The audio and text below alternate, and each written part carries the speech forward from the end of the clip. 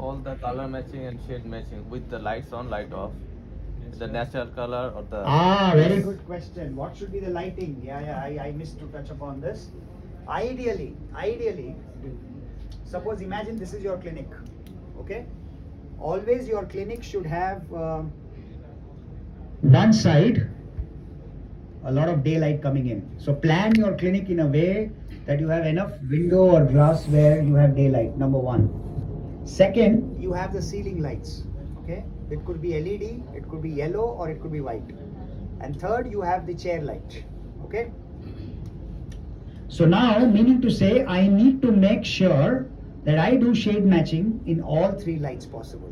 I cannot do only in one particular light. That is wrong, because then your patient will go into a phenomenon called metamerism. Because you cannot tell your patient, don't go under this light after I do a restoration. He might go to a nightclub where there is no light. He might go to a place where there is so much of light. He can go to a showroom where there is so much of LEDs. So please match the shades in all three lights possible. But my chair light should not be focusing straight on the tooth. It should be on, but it should be slightly away from the patient. So that means I am getting all three wavelengths of light when I am doing shade matching. Is it very clear? Okay. So now let's look at the next variable. What is the next variable? Adhesives. Bonding. How many of you are using adhesives here? Dentine adhesive. Clear Fill SE. It's a 2 bottle or a single bottle? 2 bottle. 2 bottle. Yeah. Primer and. How many of you using universal? Both. I use both. Which one? Kurare. Palfique, Tokuyuma. Okay, Tokuyuma. Kurare. Quick. Kurare. Which one? Quick, yeah. 7th generation Kurare. Single bottle. Single bottle. Okay. Anybody using from 3M? 3M. Single bond? Yeah. No. Single bond? You have used single bond? Okay. First challenge for me is, what should be my protocol? What should be my protocol? Should I etch? Should I not etch? Or should I selectively etch? Selected. All case? No. Beautiful. 6th, 7th generation selected. Okay. Who decides? Who decides what should be your protocol? You? No. The bottle? Or the tooth? Tooth. Tooth, substrate, correct. Let's look at that. For example, if I am working on anterior, see, you have so many different kind of substrates. One day you work on caries affected dentine. Caries affected dentine is not same as sound dentine. You got my point? This is sound dentine. Can you see? Yeah.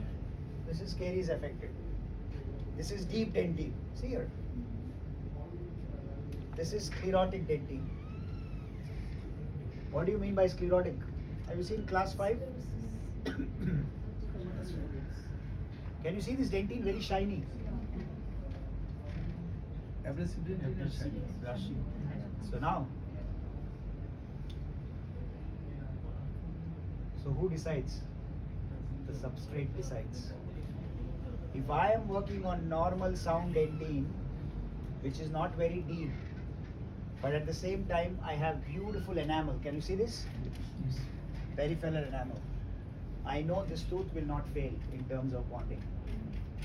But if I have these kind of situations, it's very tricky. But here what advantage I have is I have nice enamel surrounding my periphery. But again, the most difficult would be this one. There is absolutely no enamel. It's full of sclerotic dentine.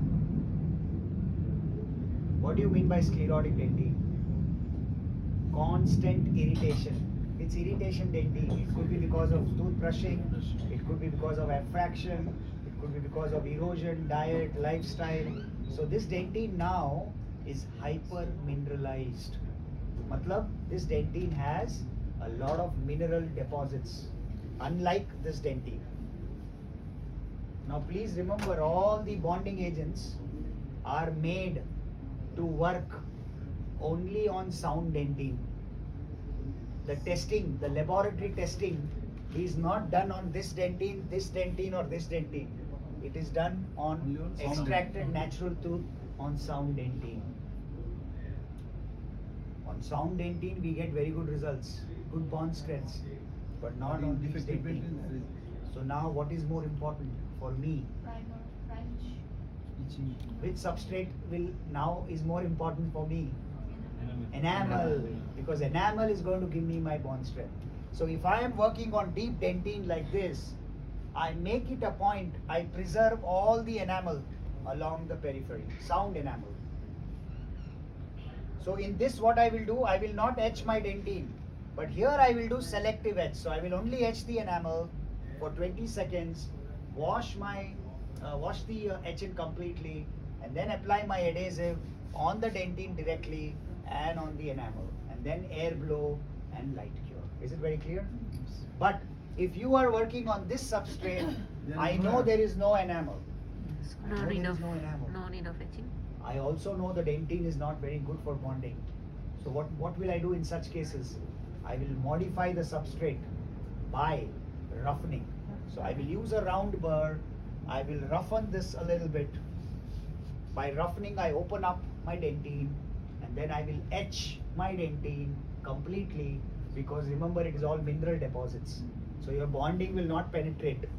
So I have to etch, make some space, then my adhesive will penetrate, and I get very good tags and hybridization. Is it very clear? Yes. You see, bonding is not easy.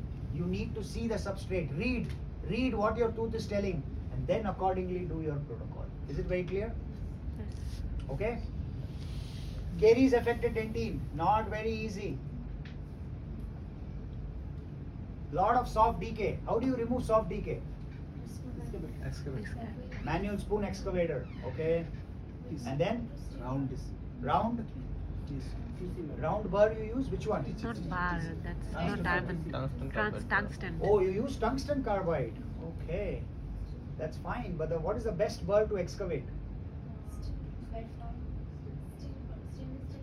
Huh? Stainless steel burr. SS. Very good. SS. You need to use the stainless steel burr. SS is- Please use steel burr from Money. You have Money burrs here? Yes. You tell them steel round burr. He'll give you latch type. It goes into the micromotor, slow speed. Yes, yes, yes. Because steel will give you very good tactile sense. Carbide will not give you good tactile sense, even diamond. So you might overdo it. Are you getting my point? Yes. Uh-huh. Steel will only remove the soft dentine. The moment you go affected dentine, you will feel that Vibration. you are touching the normal dentine. Vibration. Ah. So use steel burr, Hard. use your Ah, manual spoon আমি হাতে excavator, বুঝতে পারবো এটা। and the best burr to use আমি is a export polymer করে burr. use. I don't know how many of you are using polymer burr. Have you seen a polymer burr? আমি দেখি। Have you used it or anybody used it? Polymer burr. Uh-huh. Do you have SS white here? Yes, sir. You get SS white burrs? Yes. Okay, you buy from them Smart Yeah. Smart Burr 2. It's called Smart Burr 2. Let me see if I can show you that burr. Just give me a second. It's a polymer burr, okay? It's a disposable one-time use. This is the polymer burr. Can all of you see this? It's only $100. In India, it's 100. Here it might be 150 or some 200 Bangladeshi. Single use, excellent burr. The patient will not require anesthesia because this burr is very smart. That's why it's called Smart Burr 2. Soft. The hardness of this burr is more than infected dentine, more than soft dentine, less than affected dentine. Ah. So it will identify which is soft and it will identify which is hard. So the moment you hit the hard dentine, it will become bald. It will not cut. Okay? Excellent burr. In the kids, patients who are younger, patients who are older, very good burr because you don't need to give anesthesia. Okay?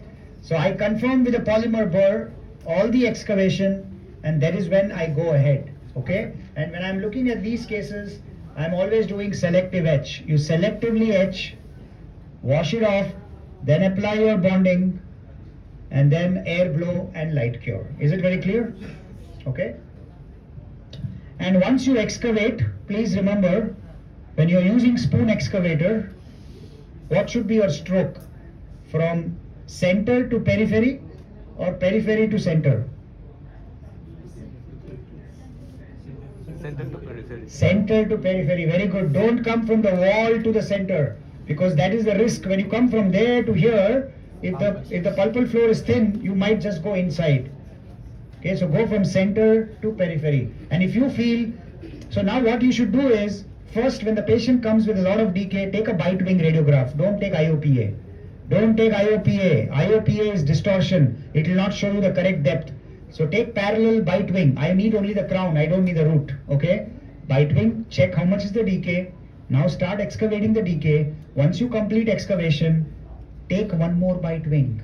After you finish, after you're sure, take one more bite wing, 2 bite wings. In my second bite wing, I see where is my floor, where is my pulp horn. I need to measure my remaining dentine thickness. Now why this is important? This is important because this X-ray will tell me whether my pulp needs a liner or no liner. Is it very clear?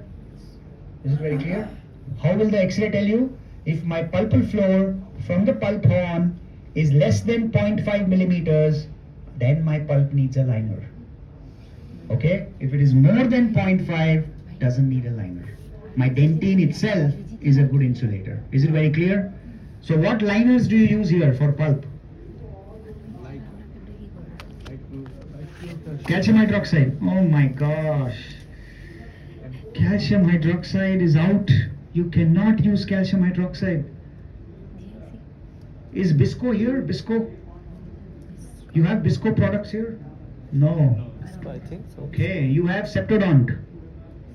Septodont? Biodentine, have you used biodentine? No. Biodent. MTA? MTA. MTA we have. Okay. Biodynamics. Okay.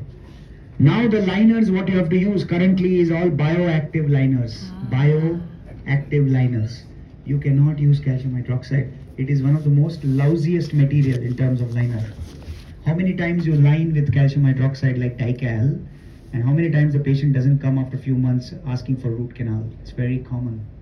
Because calcium hydroxide is giving you a very porous structure. The microorganism can penetrate the calcium hydroxide. Yeah. So please use a bioactive calcium silicate liner. These are all based on calcium silicate now. No calcium hydroxide. Calcium silicate. The best part of calcium silicate is you can use directly on the pulp exposure also for direct pulp capping. Suppose you mechanically expose the pulp and you're able to achieve the hemostasis in less than few seconds, you can line it directly. And also for indirect lining. Which company is best? Bisco. It's called Theracal LC. THERACAL LC. It's like a flowable composite. Light cure. Flowable composite. It's like a flowable composite syringe, and it's very white. The color is white, opaque, so you can actually see where is your liner, where is your composite. Okay, it's very cheap, $1,000 for one syringe. You can do more than 50 linings. Okay, so Bisco is not here, is it? Bisco is not here.